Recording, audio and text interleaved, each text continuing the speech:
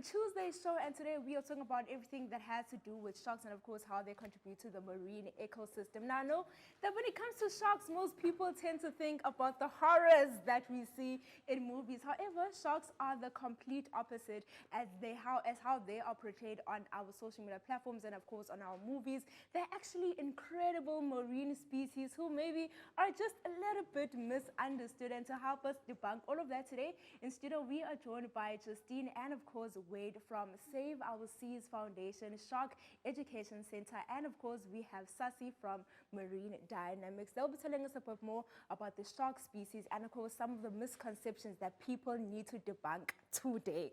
Welcome to the show, and thank you so much for taking time to talk to us today. How are you guys feeling? Good, thank you. Thank you for having us. Now, diving straight into, you see what I did there? Diving straight into the conversation that we are having today about sharks. When we talk about sharks playing a role as the keystone species within our marine ecosystem, what are we talking about? Well, what we first are talking about is sharks. They are apex predators. They are on top of the food chain. That means not only are the sharks the cleaners of the oceans, but also we can call them the doctors of all oceans. Okay. What do you mean by that when you say that they are the doctors of all oceans? As apex predators, the food chain below them, they keep a healthy ecosystem, taking out any sick fish, any dead fish in the area, and also to bring out to light, sharks has been around for over 400 million years. 400 million years. Yes. That is how far they date back. That's absolutely incredible. And as I've said, that when people think of sharks, they think, yo, it's killers, bite me, you know. They think of the most horrible things. But, you know, these are some misconceptions that people have. But as you've said, that they play such an important role within our ecosystem. Now, can you discuss the presence and the absence of sharks within our ecosystem? What does that mean for the marine ecosystem? What does it do? How does it affect them?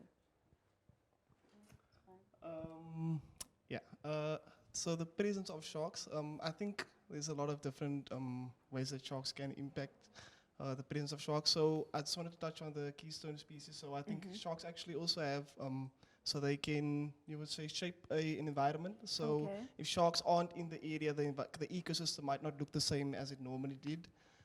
So they also like influence the population levels of other animals within that area as well. So for example, if the shark isn't in the area, you will get a lot of the species that they normally would prey on. They would be more abundant in that area. And that means that those animals that those species prey on would be less abundant. So the presence of the sharks is very important. As to kind of what you were saying, they keep a balance in the ecosystem. So by eating those certain animals to make sure that those below them, how can I say, it continues below them as well. Yeah. So, and I think, you know, sometimes because, you know, when you think about sharks eating other species, you know, it sounds bad, but it's actually, you know, a good thing for the ecosystem. And I think that's one of the misconceptions that people need to debunk, that it's nature, you know, and allow nature to take its course. So when we're talking about some of the misconceptions, maybe Justine, coming to you, what are some of the misconceptions that people have about sharks that need to be debunked? Okay, so for us, because we're the environmental center, we work with a lot of youth. And when you ask them, what do you know about sharks? Yeah. Oh, they eat people, you know. And for us, it's having to then say, but wait, if spaghetti, for instance, was your favorite food, if I gave you a plate, would you eat the whole plate or half of the plate? You know, for sharks, it's the same. An example of that would be with the white shark. They love seals. So if I, for instance, don't like sharks and I take away all the white sharks, what's going to happen to the population of seals in the area? They're going to be increasing, and what do seals love eating? Fish. Fish decrease. Would you be able to eat fish and chips then? You would not. You see, so it's getting to that point where people understand, and we as education, or people in research make it basic or easy for people to understand that don't understand these animals. And of course, you are a part of Save Our Sharks Foundation organization. Tell us a bit more about some of the work that you do there. What is the mission and, you know, the purpose of the starting of it? So what we do is we have environmental education programs. They are specifically for the public as well. We have short-term programs and long-term programs as well. We have lessons focused on sharks and local marine ecosystems as well.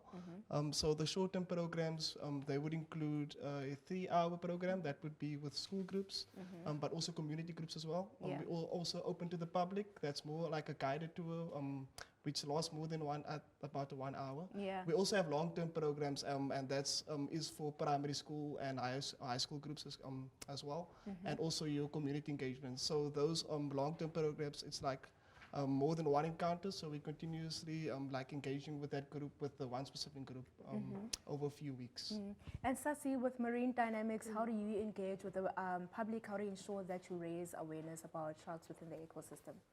Well, of course, when you come to us, not only can you get a thrilling experience, because a lot of thrill seekers, a lot of Yeah. skeptical people out there that is scared, and of course, bucket listers that come to us. Yeah. So it's not only that we provide, but it's also to ensure that you get an educational experience with us as well. Why you understand why you're here, that it also has, when it comes to conservation as well, that you're also supporting that.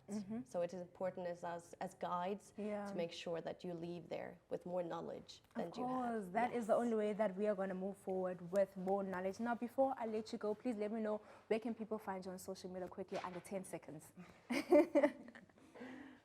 So for the Shark Center, we are at Shark Center. That's Instagram. The Facebook is a bit longer. It's Save Our Seas Foundation Shark Education Center. Okay. Yeah, that's for the center itself. Marine Dynamics is Marine Dynamics. Marine dynamics across all them all. platforms. Thank you so much for joining us Pleasure. today in the studio.